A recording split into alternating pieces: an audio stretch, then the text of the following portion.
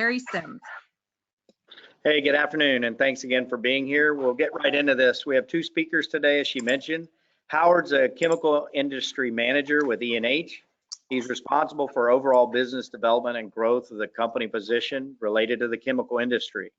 Howard's a chemical engineer graduating from LSU, go Tigers, and he's TUV certified as functional safety engineer in the area of SIS. In addition to those, he also represents E&H on the ISA 84 working group, where he contributes expertise and gains an understanding of the latest industry standards to advise customers and colleagues. After Howard's presentation, he'll turn it over to Giorgio Palermo. Giorgio is a senior project execution manager with Lennon Associates. He has over 25 years of experience in instrumentation, in basic process control and safety instrumented systems, in engineering, implementation, construction, commissioning, startup, and performance test in the oil and gas, refining, and petrochemical industries. Giorgio holds a control systems engineering degree from UNEXPO University in Venezuela. He is also a TUV functional safety certified engineer, and he's co-authored many papers in Spanish and English and resides here in Houston, Texas. With that, I'll turn it over to Howard. All right, thanks, Larry.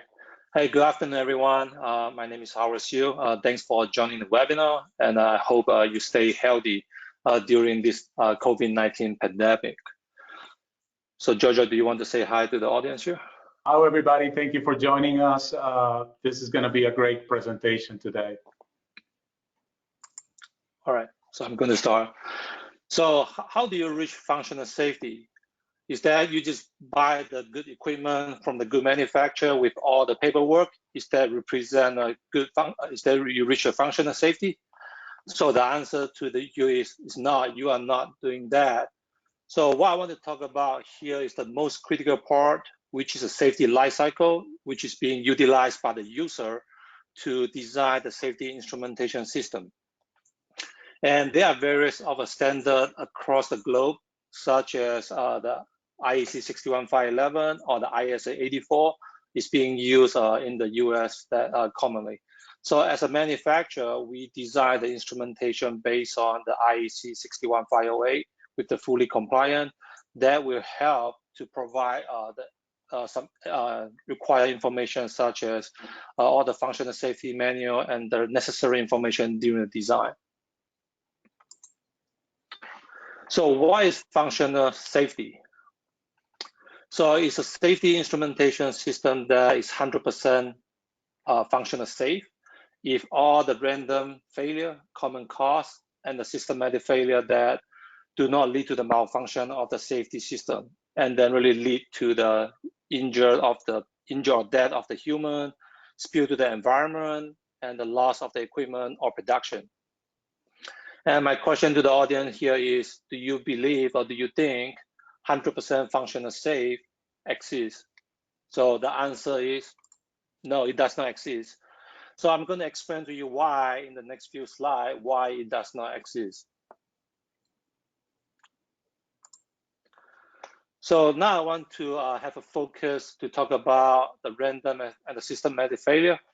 So what is random failure? So the random failure is a failure that cannot be prevented due to the degradation of the electronic and also due to the degradation of the mechanical mechanism. So this is also the discussion about the useful lifetime of the equipment, which is really depend on the installed environment and the application. And also this is where we're going to focus on the failure rate and risk calculation. And in addition, the proof testing is another topic that we're going to discuss on the random failure in this case. And the goal of the proof testing is really to prove the mechanical integrity of the program is adequate to maintain the equipment as good as new conditions. So now I want to jump into the systematic failure. So it's a failure that is related to the pre-existing fault, which consistently occur under a particular condition, and it can be eliminated by removing the fault of the modification of the design, the equipment, the operating procedure, the documentation, and all the relevant safety factors. So what I want to talk about here is really the solid, if you are able to design the safety system with a solid engineering background, understand the application, and also understand the knowledge of the equipment such as sensor, logic solver, and the final elements such as valve. And the most critical thing I want to highlight here is really the prior use experience, because as a user, you understand your application the most than the equipment manufacturer. So the prior use experience is a critical portion when we talk about to minimize the systematic failure.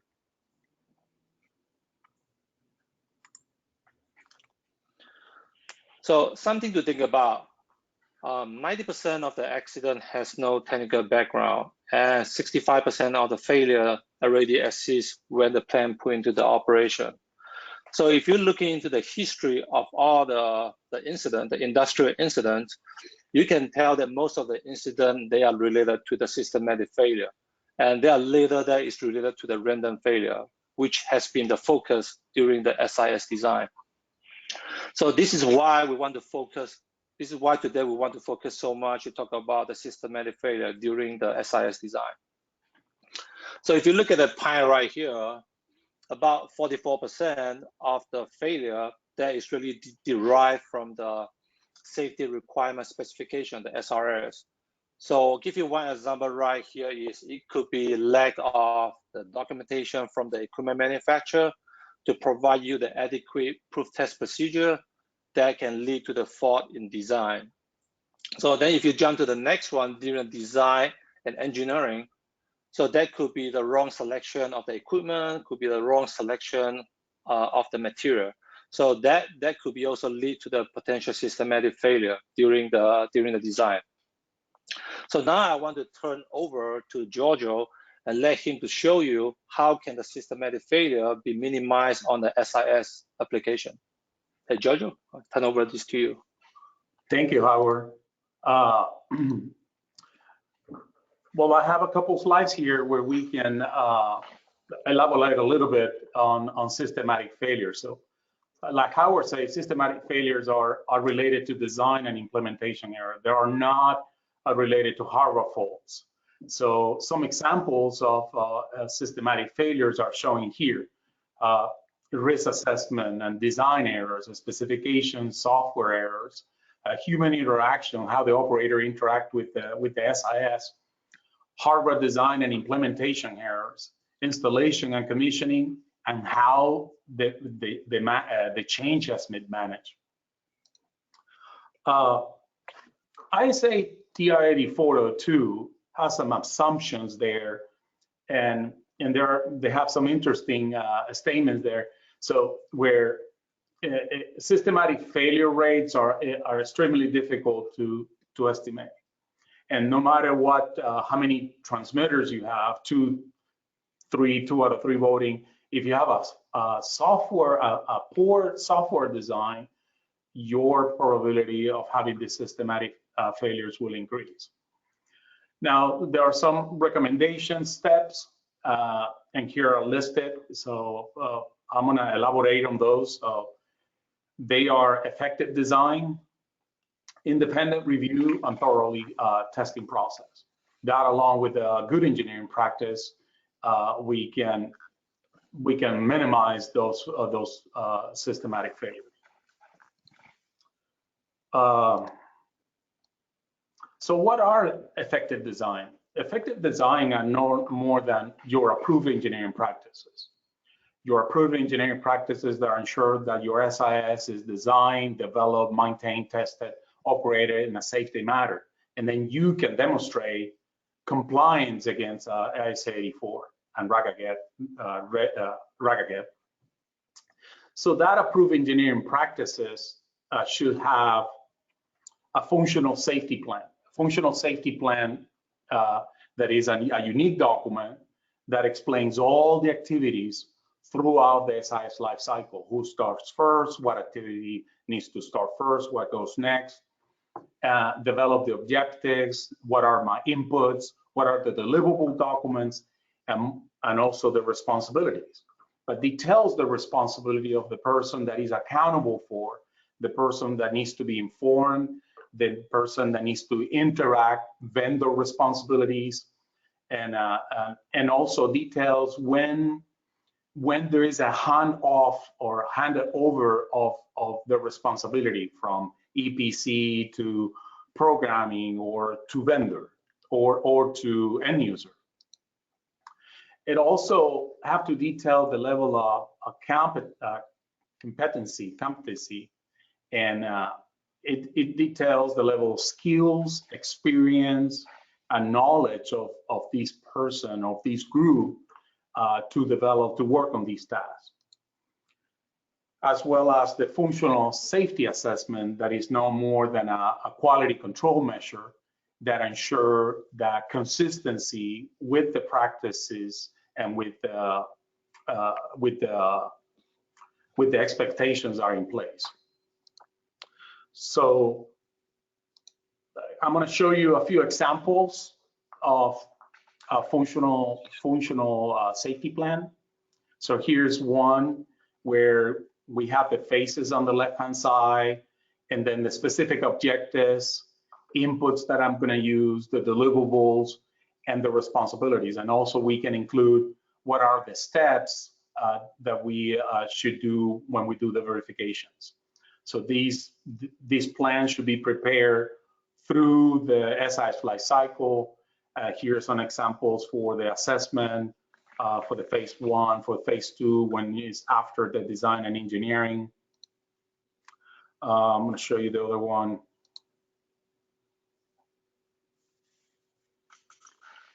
So this is the phase 3, installation and commissioning and validation, and phase 4, operation and maintenance and SIS and modification. So it's very important to detail the objectives and the inputs and the deliverables, and make sure that the roles and responsibilities are very well described. So when we talk about independence review, we do talk about functional safety assessment. And I'm showing here the SIS Lifecycle showing in the CCPS book that I have on my right-hand side. So it's the functional safety assessment is the process, it's the expectations that you're gonna put in for the people that develop these documents. So for example, when we do the functional safety assessment number 1, we review documentation and activities that took place to allocate the safety instrument and function, and to make sure that the core attributes are there for the IPLs that were selected during the risk assessment. When we do the functional safety stage number 2 is after the engineering, is we do make sure that the safety requirement specification is developed, where we explain how the safety function is going to detect the hazard, what instruments are going to be selected, the interactions and the review of the safety manual from the vendors, how the function is going to be reset, if there is any startup timers or startup conditions, what are the diagnostic capabilities and maintenance capabilities that will be included. We get feedback from operations and maintenance, and we list all the compensated measures that will take in place, that will be in place while we do maintenance.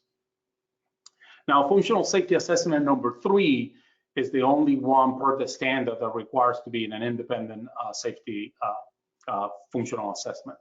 And here is where we review records. We review factor acceptance test records, site acceptance test record, and we exercise the proof test procedures. It's very important here, this part. And then we have records that we have trained the operators on on the operation of the SIS. Then the system goes online, the plan is up and running, and we execute those proof test procedures. And on functional safety assessment number 4, we get also records of those proof test procedures, but unfortunately also the trip reports, the failures report, the bypass records, and the training records, and all those go into the KPIs, develop the KPI, and help us, guide us to make sure where we are. And you provide, and also this is the time for the audits. And at the end, you know, when we do our continuous improvement, we go through the functional safety assessment number five, which is no more than a benchmark between the existing design specification or expectations and your performance, and develop gaps. And all these functional safety assessments, there are gap reports that have to be closed before moving to the next phase. So having a functional safety assessment, a very strong functional safety assessment with roles, responsibilities, and expectation will help us minimize the systematic failures. So now we get a lot of focus here in Lynn Associates of testing. So we develop, we implement, configure, but we also implement very detailed software factor acceptance tests. And we use simulators. We use a simulator environment to develop scenarios, to test a scenario. We just we don't go on a simple test to test that the permissive. We interact failures. We make sure that we test things that not supposed to happen, but we try and see if it happens. We try to break the program, break the implementation, and try to identify those systematic errors. Here's a list of all the scenarios. So we test permissive, interaction with the operators, startup timer, shutdown propagation, sequence of event, online and offline post-test procedures, and then we test the abnormal condition. And at the end of this phase, there is an independent review outside of the team that went through the program, went through the implementation, to make sure that all the expectations were implemented. Now, why we do focus on simulation? Simulations provides many benefits. Along with reducing the test time during the factor acceptance test, we use that time to go through the scenarios. So while we're reducing that time, but we use that time to test abnormal scenarios. And that improved the participation from the customer. They get the interest of, oh, my plan is running. I can bring all the plan up and running. Let's go through the startup scenarios. Let's go to the maintenance issues that I have right now in the plant.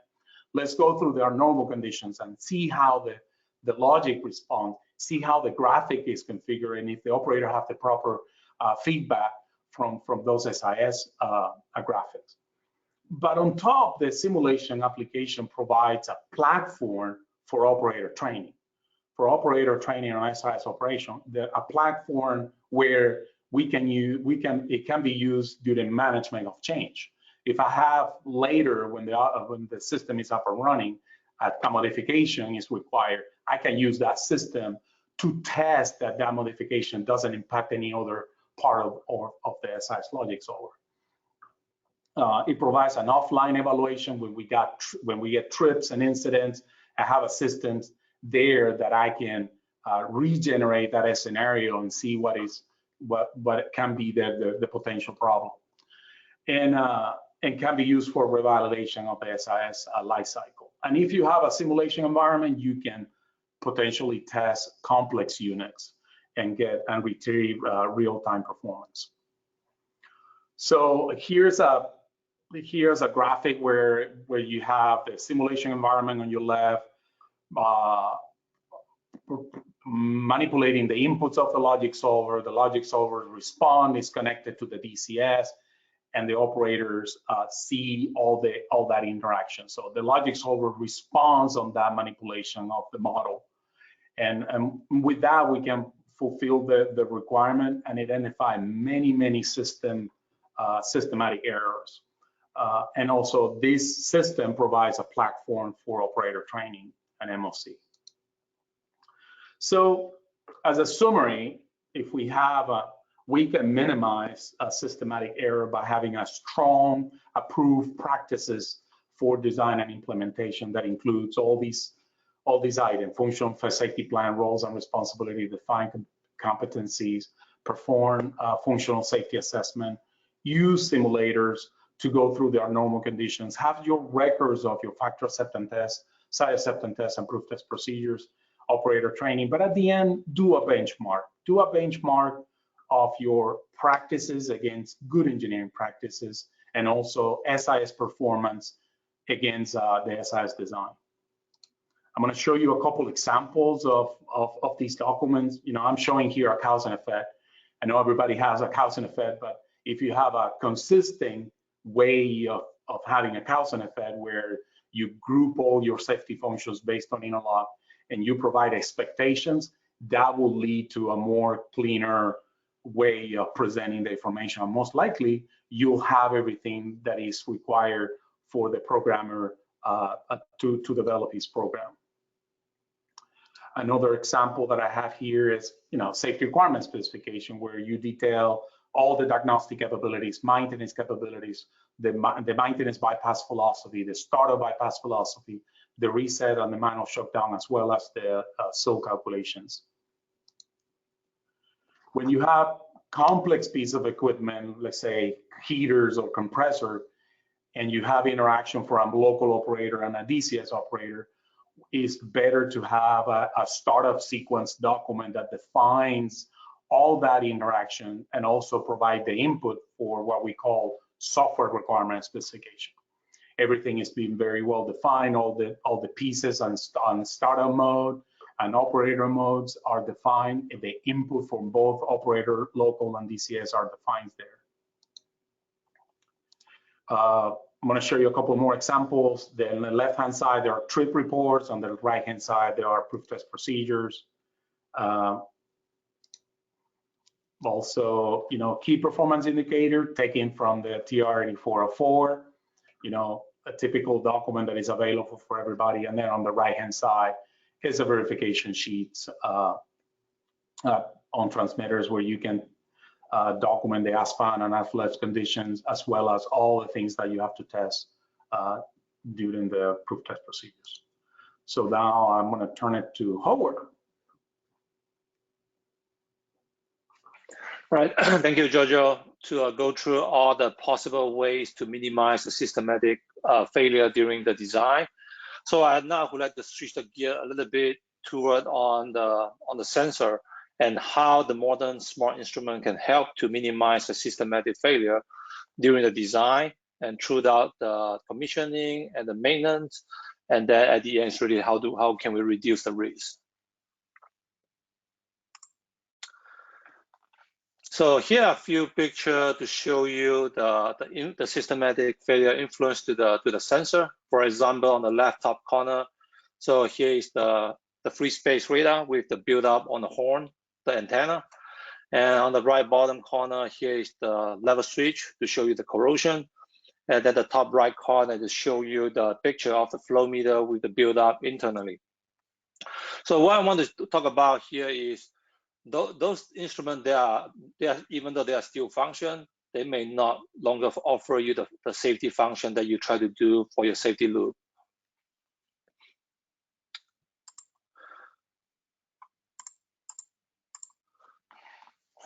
So let's talk about what kind of failure that is located within the instruments as a manufacturer standpoint. So as a manufacturer, when we design the instruments, we focus on to minimize the random failure with the lower failure rate and the high diagnostic coverage. However, what we cannot control is a potential systematic failure that where we put the device to the process, such as a corrosion and build-up or coating.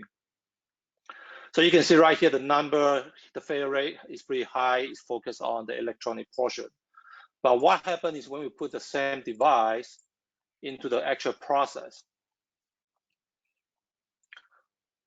So you can see right here, if you look at the history, a lot of, like I mentioned earlier, a lot of incidents, they are really come from a systematic failure. So in this case, for the sensor's perspective, it could be like corrosion, abrasion, coating of the, like, let's say in this case, as an example of the measuring tube. So those are the potential systematic failure that we are seeing right now in the field for the instrumentation standpoint. So here I would like to discuss how Anderson Hauser's safety by design concept can really help to prevent the error throughout the safety life cycle. So first, I want to start with the safety requirement specification, the SRS. And so as Giorgio mentioned earlier, the specification error can be one of the cause to lead to the potential systematic failure within the design. So as a manufacturer, we design the instrumentation based on the IEC 61508, and we go through the extensive testing to minimize the systematic error on the software. And then with that, we are also able to provide you as a user with the functional safety manual, including all the necessary proof test procedure, proof test coverage, and all the necessary information for you during the design. So another tool we talk about here is for the sizing and the technology selection. We offer a tool is what we call applicator. It's going to make sure that the right technology, right material, and the right sizing is being selected to meet the specific safety function. And during the installation, commissioning, and validation, so I think pretty sure you hear quite often that the device is not being set up correctly, even though there are procedure behind that. And quite often time we have an inexperienced operator or the technician to start up the device. They try to follow as much as they can on the procedure. However, sometimes there's still some human error introduced to the systematic failure. So what we offer here is what we call a seal sequence. So it's like a seal commissioning wizard. It gives you a step-by-step instruction to make sure that no step is missing. And then at the end, you lock the device after the commission is complete. And then you also provide you a PDF report that you can use that for future purpose. So you can see there are many features that we offer for the operation and maintenance. What I want to highlight right here is what we call the heartbeat technology. So what it does is it provides you like a 24/7 diagnostic running at the background. So to make sure that the device is still function as it should be. And then on top of that, you are able to perform the in situ proof testing. And then also they also provide you like a seal sequence, like a seal commissioning sequence to make sure that the device is being proof test correctly. And the last thing I want to talk about with the technology is related to systematic failure. So such as the buildup and corrosion. And I'm going to have more discussion in the next few slides about how you can use the heartbeat technology to detect a potential systematic failure on the instrumentation.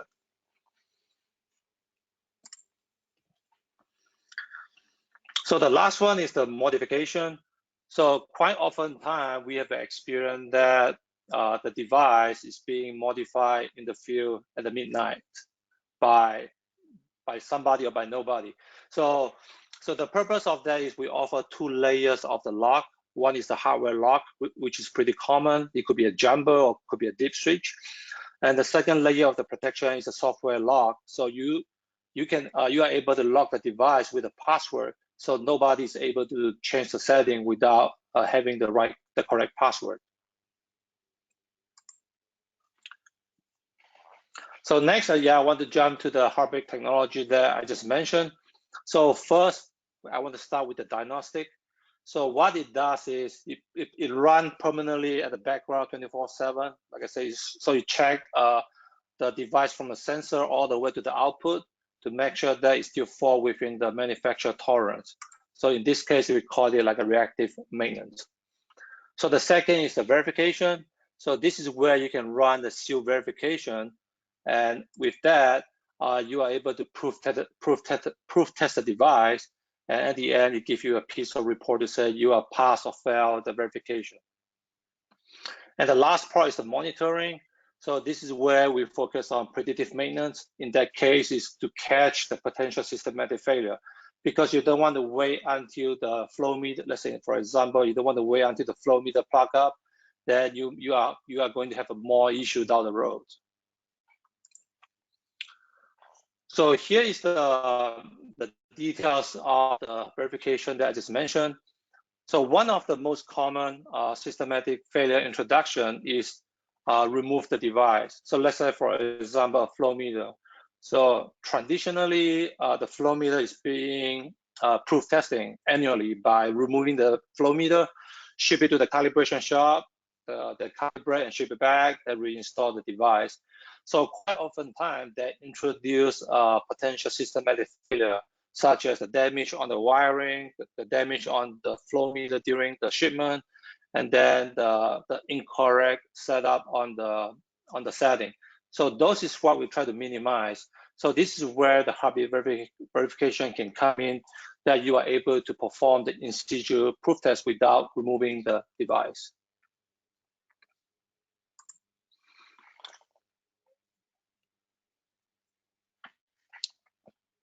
So the next slide right here is the seal verification.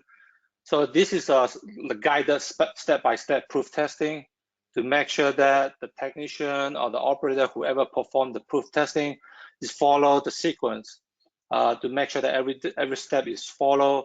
And then at the end, you are able to get a piece of PDF report to tell you that you either passed or failed the proof testing.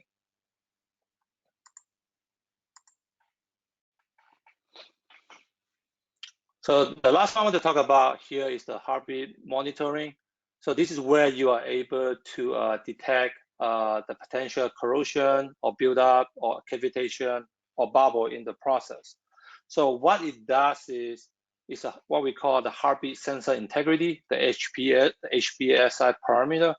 So it monitors the relative changes of the sensor mechanical, the electronic, as well as the electromechanic, to make sure that that we have all the algorithm behind to calculate if the device is having like corrosion issue or build up within the flow meter.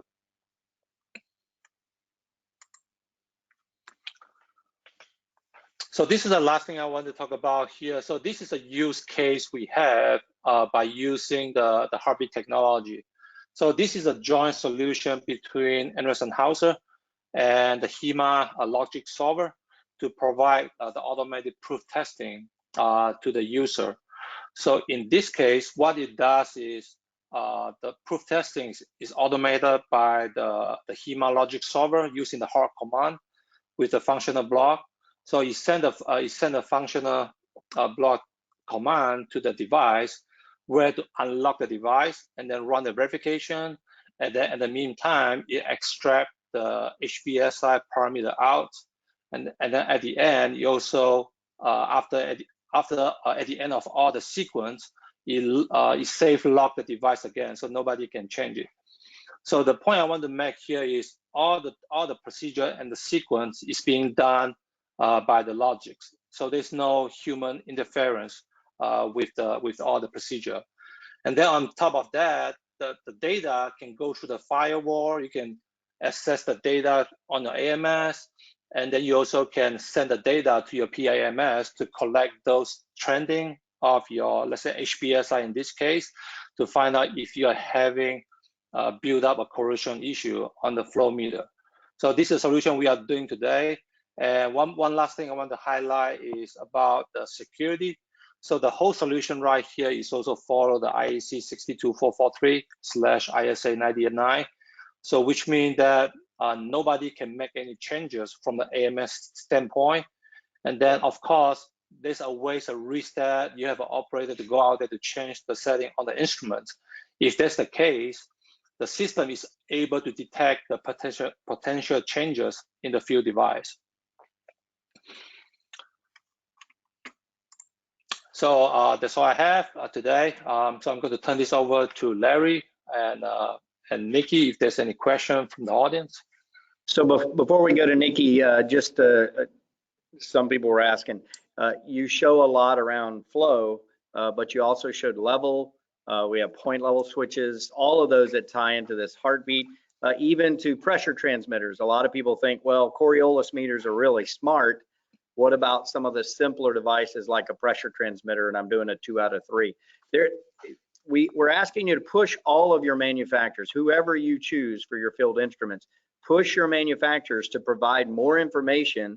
That's going to save you time and trouble to both troubleshoot your system, but to have a system that does reduce all of the issues that we talked about today. ENH is one of many, but please push your manufacturers to do that. Nikki, were there any questions during the seminar before we close? Yes, we did have a few questions. So I will lead. The first one is, do you have any recommendations on the use of proven in use versus certified transmitters for an SIS design? Giorgio or Howard? Let Giorgio do. Very interesting question. I think I'm a believer of proven in use. You know, I will always recommend the customer to have a proven in use approach, to review documentation, to make sure that the transmitters are fit for purpose, that they understand how the transmitters fail, how the transmitter return to failure, from failure, how the transmitter should be maintained, and so forth. So if there is a new technology, if I'm the customer, I will be more tend to put that new technology on the DCS platform, where I can monitor more whatever failures it could not potentially create dangerous conditions or maybe spirit strips.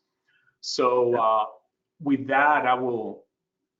Howard, any additional I'm not comments? saying that I'm not believing on a certified transmitter. You know, I believe that if is that a new technology, the end user should understand how that transmitter failed, should understand what is the reliability and the safety for that transmitter. Okay, Howard, anything? Yeah, so as a functional safety engineer, I'm also a believer of the prior use or proven in use, whichever you use the term. So the reason is because as a manufacturer, when we design the instrumentation, it's being designed under the control environment, right? And that the same device can be used with different application. So this is where I talked about earlier about the useful lifetime. This really depend on where the device is being installed and where or what application is being used on the device. But so to the question, yes, I believe of the prior use or proven use statement. Okay. However, back to the certified instruments. So the advantage of that is based on the Numero NE 130 recommendation, you are able to shorten your proof test period from 12 months to 6 months with 10 application and 10 device. This is the user recommendation from the chemical user in Europe, that of course you want to test the device for the specific application, but this is where you can reduce your testing period, and that also at the meantime still meeting your safety function. Very good. Thank you. Nikki, anything else? Yes, we do have quite a few. And just a reminder to the group that if you do have a question, to go ahead and type your question on the right. Additionally, if you plan to download the handouts, please go ahead and make sure you do that as well. So this next question is, does this system work for Honeywell Safety Manager? Is that my question, I guess? I think if Is that the automated proof testing? Yeah. And then he has a follow-up to that saying, what if AMS is not used? What if it is a Honeywell's FDM? Good question. Giorgio, I know you have a lot of experience with Honeywell, so do you want to take that? I think, you know, whatever software design specification that was developed to develop that application on a HEMA can be done on a safety manager. However, that heartbeat, we need to understand a little bit how that works. And if it can be that connection between your transmitter and the safety man, I think that's what the question that he was asking. And he So did. You know, most Honeywell, I mean, the safety manager system have a special card, so we will have to dig into the fit for purpose and what application and what card should be used.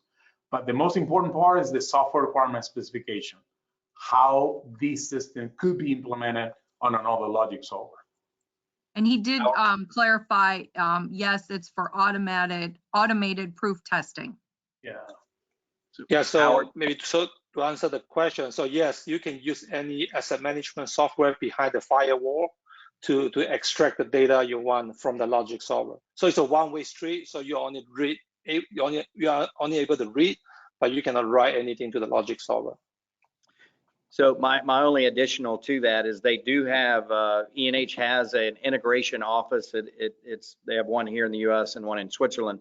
Howard, we can follow up with a very specific showing that yes, it's been tested on a Delta V system, a Honeywell system, a Siemens system, all the Yokogawa, the common systems that are there. We will get you a paper. I think there's some documentation in the pull downs, but we will follow up with that specific question as well. All right, go ahead, Nikki. Okay, next question.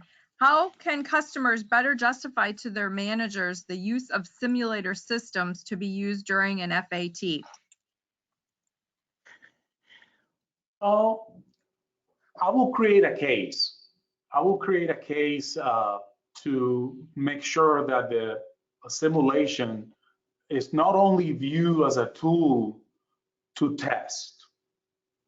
The simulation application has a lot of value to operations. It has a lot of value on training. It has a lot of value on incident investigation, on management of change. Having a system there that I can test my download before he gets download is very important, because I know for sure that no other system or no other functions will get impacted. That's very, very important. I think with that, I will build a case to my managers, and I will convince them that this is a platform that is not going to be there just for factor acceptance tests. It's going to be there for MOCs. They're going to be there for operator training. It's going to be there for maintenance training as well on how to operate the SIS system. Yeah, so the money that's spent early on, yes, but it's not used and then thrown away. You continue to use it and update it throughout the life cycle of the entire facility. Right. Go ahead, Nikki, or Howard, did you have anything to add to that? No. Okay, Nikki. Okay, next question. This one's for you, Larry. Does Vector offer any type of training on this subject? So, that is a good question. Yeah, we did it today. Vector does have the Vector University. So we do offer a lot of training. It's not part of our standard training classes, like we do basic instrumentation all the way to advanced analytics.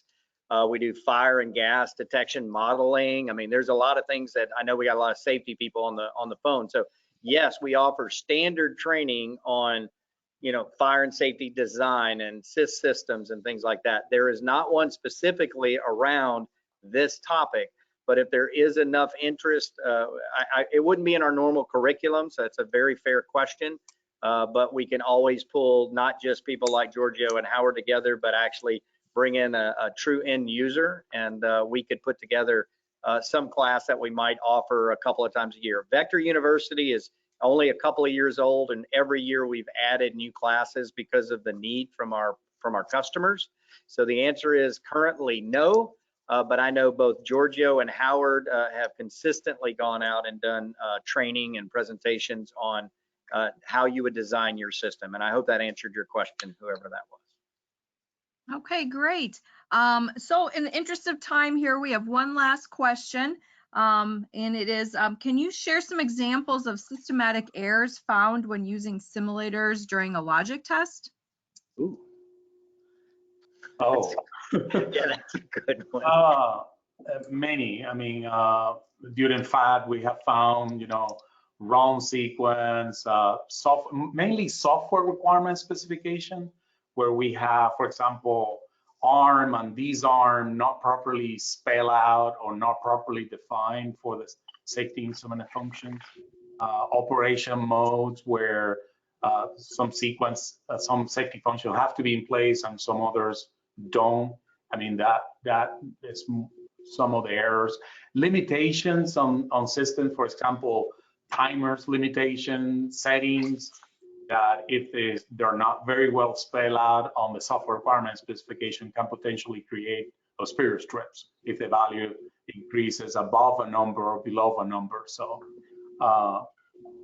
incorrect controller synchronization. So when typically on a safety instrument system, when we get a trip, there's a lot of synchronization between the DCS and the SIS.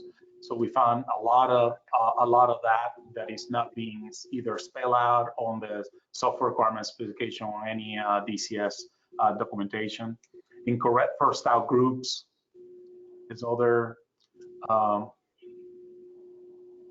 What else? No, and I'm sure, Giorgio, there's a long list because you've done these for a long time. That's why I smile. Transition from operation modes. I mean, it's a lot. Yeah, I know we're closing out. I think one of the things that and I've seen this presentation, what some customers have said is anytime they can remove somebody physically going and grabbing something out of a process and having to, deplete the, empty the tanks and pull a device out, stick it in a bucket, or pull a flow meter. I mean, not only does that save a ton of time and money, and from a safety standpoint, just getting exposed to everything that's out there, but everything that exposes the product to as well, the flow meter being damaged, the level transmitter the forks being bent or whatever. So remember, push your manufacturers, whoever they are, to come out with more things that can be tested, to improve testing in place.